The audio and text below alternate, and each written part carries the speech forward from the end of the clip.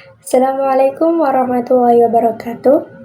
Perkenalkan, saya Aisyah Firjatut Thayyibah dengan NIM 240204110031.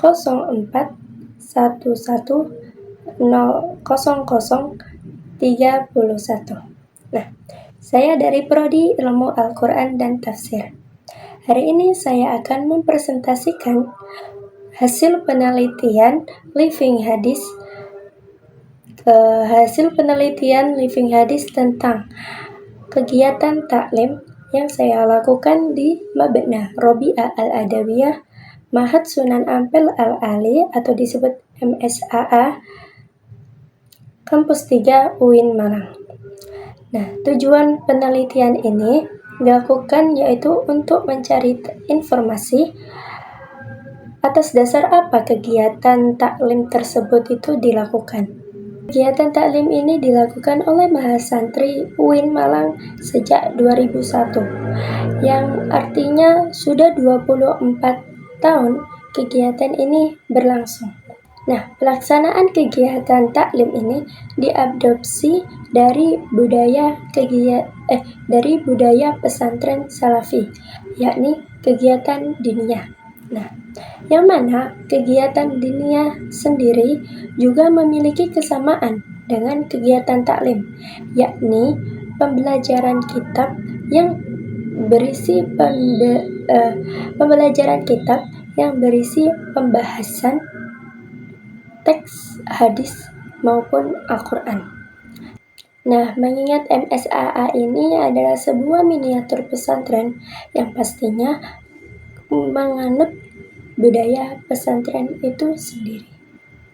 Kegiatan taklim di Ma'had Sunan Ampel Al-Ali ini melibatkan mahasantri sebagai murid dan mu'alim sebagai pengajar. Kegiatan ini dimulai dengan pembacaan nadom yang bertujuan untuk mereview materi yang sudah dipelajari dan menunjukkan materi apa yang akan dipelajari selanjutnya. Kemudian dilanjut dengan penyampaian materi dari guru ke murid dan ditutup dengan doa kafaratul majelis. Nah, dari rentetan tersebut, kegiatan ini berlangsung kurang lebih 1,5 jam dan 4 kali dalam 1 minggu. Nah, kegiatan taklim ini ada 2. Yang pertama itu ada kegiatan taklim afkar, yang sebelum masuk ke materi itu membaca nadom dari kitab Qami'ut Tughyan, dan ada taklim Al-Quran, jadi membaca nadom dari kitab Tuhfatut Thulab gitu. Dari hasil pengamatan observasi yang saya lakukan, saya menemukan keunikan dari kegiatan yang para mahasantri ini lakukan, yang mana ketika saya melihatnya, kegiatan ini bertujuan untuk memfasilitasi mahasantri untuk bisa mengintegrasikan keilmuan akademisi dengan keilmuan berbasis agama. Nah, kegiatan ini dilakukan di lorong-lorong setiap mabna dan ada juga yang dilakukan di ruang kelas. Menurut Murabbiah Mabna Robi'ah Al-Adawiyah, yaitu Mira Faridah, sebelum memahami hadis, terlebih dahulu itu memahami sunnah.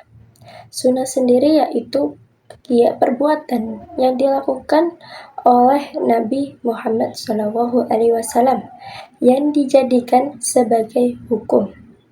Dan taklim ini adalah refleksi dari perbuatan Nabi waktu zaman dahulu. Dahulu kala itu memang tidak ada penyampaian ilmu secara taklim. Namun zaman dahulu itu ada namanya halaqah, yang mana halaqah ini dilakukan di masjid pada waktu itu.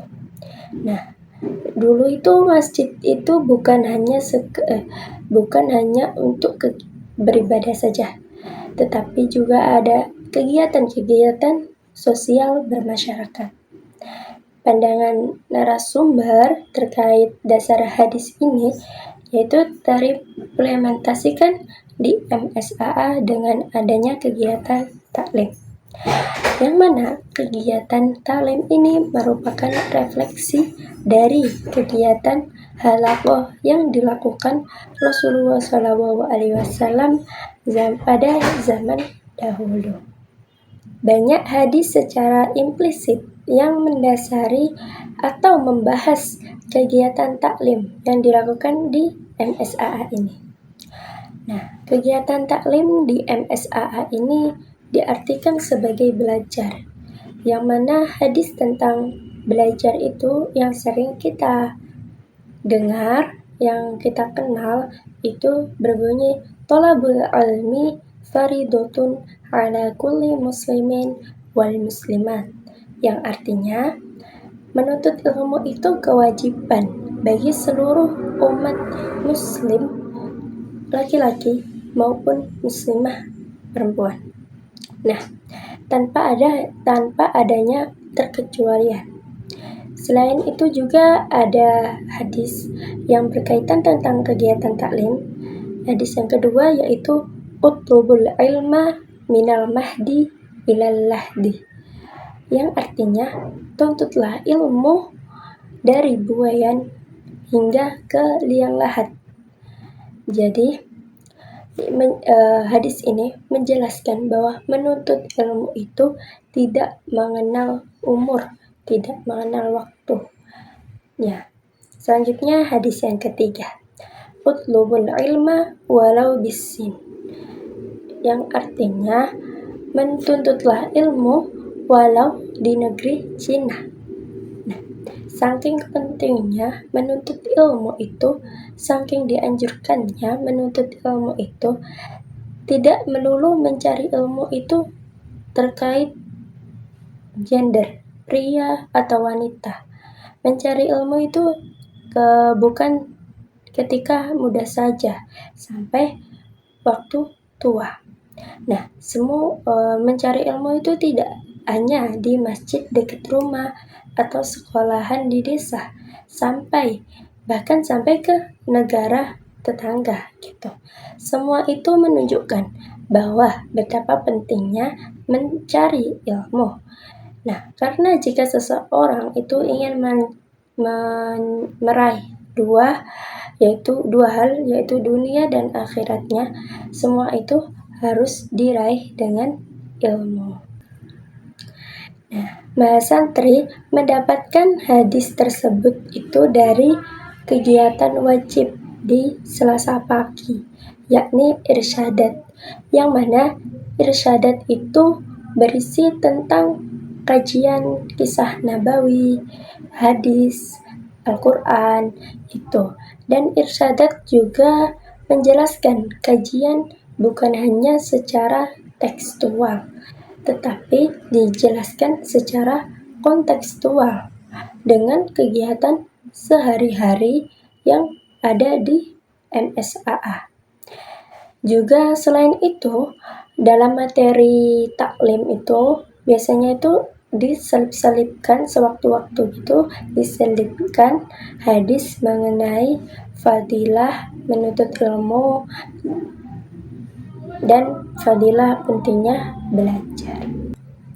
Saya menemukan bahwa hadis tentang belajar ini hidup bukan hanya sebagai teks, tetapi juga sebagai perilaku yang nyata. Dengan adanya kegiatan taklim sebagai refleksi kegiatan halaqah yang dahulu dilakukan oleh Rasulullah, fungsi hadis ini dalam kegiatan taklim sebagai motivasi spiritual untuk menuntut ilmu dan membentuk mindset bahwa belajar itu juga ibadah. Kesimpulannya, bahwa hadis tentang menuntut ilmu itu terimplementasikan dengan adanya kegiatan taklim. Nah, implementasi hadis ini merupakan refleksi dari kegiatan halaqah Nabi zaman dahulu.